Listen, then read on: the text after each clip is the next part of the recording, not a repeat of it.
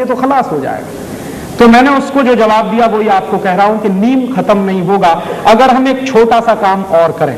आजकल क्या होता है, हमारे बच्चों के जन्म दिवस आते हैं तो हम क्या करते हैं, कहीं से केक खरीद लाते हैं, फिर मोमबत्ती खरीद लाते हैं, केक के चारों तरफ मोमबत्ती लगाते हैं, पहले दिया सलाई से उसको जलाते हैं, फिर फूंक मार मार के बुझाते हैं। आपको मालूम है भारतीय संस्कृति में दीपक कब बुझाते हैं?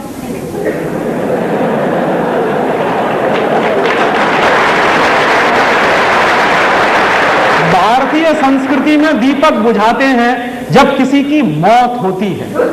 हम क्या कर रहे हैं, जिसका जन्मदिन मना रहे हैं उसी के मरने की तैयारी भी कर रहे हैं। और ये आया कहां से है? अंग्रेजियत से आया है ये तंत्र। तो इस बेवकूफी की अंग्रेजियत को छोड़िए। तो आप पूछेंगे फिर क्या करें? अपने बच्चों का जन्मदिन मनाइए, घी के दीपक जलाइए, बुझाते नहीं है। भारतीय संस्कृति में दीपक जलाया जाता है, तो दीपक जलाइए। और एक दूसरा छोटा सा काम और करिए कि अपने बच्चे के नाम से उसके जन्मदिन पर एक नीम का पौधा लगाइए। तो आपके अगर मान लीजिए एक बच्चा है और उसके 50 जन्मदिन आए, भगवान से मैं तो कहता हूं कि 100 आए, लेकिन अगर 50 भी जन्मदिन आए तो वो 50 नीम के पेड़ लगाएगा। और हिंदुस्तान में 96 करोड़ की आबादी है, हर साल 96 करोड़ नीम के पौधे लगेंगे। और आपको मालूम नहीं है, एक नीम का पेड़ अगर 10 साल तक खड़ा रहे, उसको कोई काटे नहीं, तो 15 लाख रुपए की ऑक्सीजन देता। तो अगर हमारे बच्चे ने 50 नीम के पेड़ लगाए अपने पूरे जीवन में, तो 7.5 करोड़ रुपए की ऑक्सीजन पैदा होगी। इतना बड़ा काम होगा। और वो ऑक्सीजन काम किसके आएगी? हमारे। और नीम का दातुन हम सबको मुफ्त में मिलेगा। दातुन को कभी भी एक बार करके मत फेंकिए, एक बार किया उसको काट के पानी में डाल के रखिए, दूसरी बार भी काम आएगा। एक दातुन को मैं कम से कम 1 हफ्ते चलाता हूं। एक बार मैं ये बता रहा था तो आईआईटी का एक स्टूडेंट खड़ा होगा, कहने लगा क्या राजीव भाई उल्टी उल्टी बातें बताते हैं, एक दातुन को बार बार कैसे करें, गंदा नहीं लगता? तो मैंने कहा भाई जरा ये बता कि एक टूथब्रश को कितनी बार करता?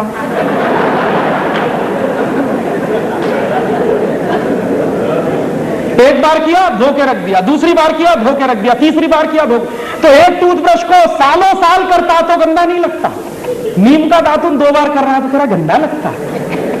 कहने लगा राजीव भाई सच्ची में अपना दिमाग घूम गया है। मैंने कहा घूमे हुए दिमाग को सीधा कर ले फिर, और इसलिए आप दातुन खरीदिए। जो लोग दातुन नहीं कर सकते उनके लिए एक दूसरी बात, और इसके पहले एक छोटी सी बात और। एक बार मैंने हिसाब लगाया, पूरे देश में परदेशी कंपनियों का जितना टूथपेस्ट बिकता है और टूथब्रश करीब 450-500 करोड़ रुपए का है। और ये 450-500 करोड़ रुपया हम दे देते हैं परदेशी कंपनियों को। अगर इतने रुपए का नीम का दातुन बिके या बबूल का दातुन बिके तो जानते हैं क्या होगा? कम से कम 4 लाख लोगों को रोजगार मिलेगा।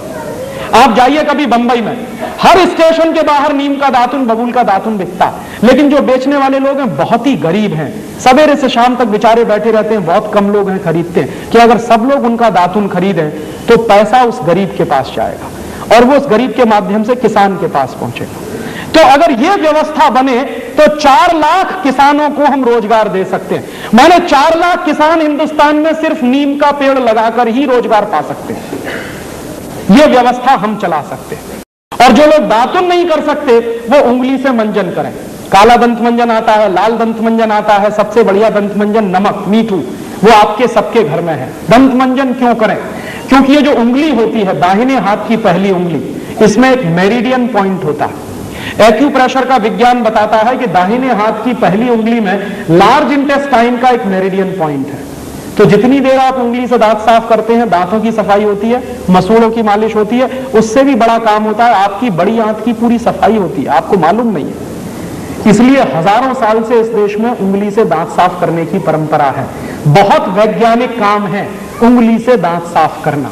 तो या तो उंगली से दांत साफ करिए या करिए दातुन, दोनों बेस्ट क्वालिटी हैं। हिंदुस्तान का सैकड़ों करोड़ रुपया बचेगा, 4 लाख लोगों को हम रोजगार दे सकते हैं। ऐसा ही एक तीसरा छोटा सा निवेदन, हमारे घरों में साबुन आता है, Lux, Lifebuoy, Liril, Rexona, Pears, Camay, Palmolive, Johnson and Johnson वगैरह वगैरह। ये सब साबुन क्यों खरीदते हैं? एक बार मैंने एक भाई से पूछा कि लक्स से क्यों नहाते हो? कहने लगा माधुरी दीक्षित कहती। एक दूसरे से पूछा कि तुम क्यों लगाते हो? कि हेमा मालिनी कहती। तो कभी माधुरी दीक्षित और हेमा मालिनी कुएं में गिरेंगे तो हम भी गिरेंगे। ये बेवकूफी मत करिए। और मैं शायद आपको मालूम नहीं है कि माधुरी दीक्षित या हेमा मालिनी या कोई भी फिल्मी हीरोइन लक्स से नहीं नहाती, साबुन से नहीं नहाती। तो आप पूछेंगे मुझको कैसे मालूम?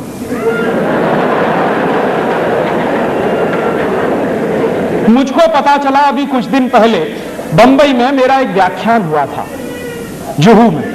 और जुहू वो जगह है जहां हिंदुस्तान के ये फिल्मी हीरो हीरोइन ज्यादा रहते हैं। व्याख्यान कैसे हुआ? एक कोई फिल्मी हीरो है, उनका नाम है धर्मेंद्र। उन्होंने मेरे व्याख्यान के कैसेट सुने। मेरे व्याख्यान के कुछ 10 कैसेट निकले हैं, तो उन्होंने सुने और उन्होंने तुरंत फोन किया कि मैं राजीव दीक्षित से बात करना चाहता हूं। मैंने कहा मैं बोल रहा हूं। तो कहने लगे आपके 10 कैसेट सुनने के लिए मैंने 10 घंटे गाड़ी चलाई और घर नहीं गया जब तक कैसेट खत्म नहीं हुए। मैंने कहा बहुत अच्छी बात है, क्या लगा आपको? मैं आपका एक व्याख्यान करना चाहता हूं। मैंने कहा जरूर करिए, मैं आऊंगा। क्या आपकी फीस क्या है? मैंने कहा मैं फीस नहीं लेता कभी व्याख्यान के लिए। कहने लगा अच्छा फिर तो मुझे खुशी है, आप आइए। मैंने कहा जरूर आऊंगा, एक ही शर्त है कि जितने फिल्मी हीरो हीरोइन है उनको सबको बुलाइए ज्यादा से ज्यादा। तो उन्होंने कहा मैं कोशिश करता हूं। तो क्या हुआ, उनका एक बंगला है लोनावाला में, पूना और बंबई के बीच में, वहां उन्होंने व्याख्यान रखा। मैं गया, ज्यादा लोग तो नहीं आए, कुछ 25-30 लोग आए थे। उनके बीच में मीटिंग हुई, बातचीत हुई, बहुत सारे सवाल पूछे। जब खत्म हो गए उनके सवाल तो मैंने उनसे कहा कि अब मैं एक सवाल पूछूंगा। तो हेमा मालिनी से मैंने पूछा क्या आप मुझे बताओ कि लक्स से नहाती हो? नहीं।